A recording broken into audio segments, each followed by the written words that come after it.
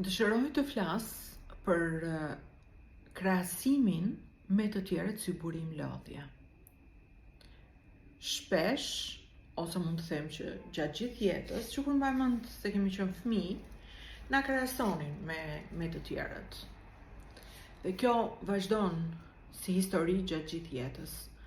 Ndërkohë ne nuk e kuptojmë që na jep një lodhje të pamat, sepse ne krahasojmë rrugtimin ton me rrugtimin e dikujt tjetër. Është njësoj si të imagjinojmë se po ngjitemi në mal dhe fundi do jetë mbërritja në atë pjesën më të bukur dhe në fushën më të bukur në majë të malit.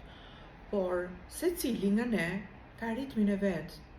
Ecën, pushon, mundet të pi ujë, mundet të marrë frym, mundet të shijoj gjithë peizazhin, dëshiron të meditoj, nuk ka rëndësi, sepse secili e di vetë kohën dhe momentin për të ngjitur në majë të malit dhe kush është qëllimi i kësaj ngjitje.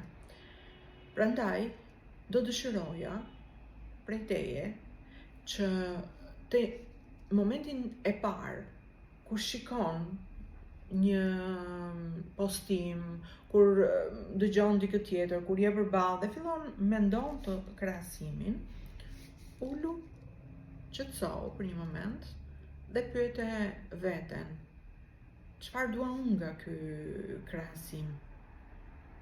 Dhe apo e shikoj unë të plot, sepse ne te krahasimi marrim vetëm atë pjesë që na intrigon, por nuk marrim gjithë rrugtimin. Ndoshta në atë moment ne shikojmë personin të ulur, të qetë, edhe të relaksuar në rrugtimin e jetës së vet, por nuk e kemi parë asnjëherë gjatë sfidave të tij.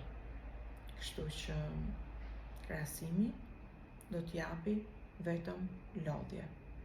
Autenticiteti, ritmi yt, fuqia jote, potenciali yt është ai që do të bëj të vazhdosh ta ngjitesh rrugën dhe ta shijosh gjithë procesin e jetës tënde.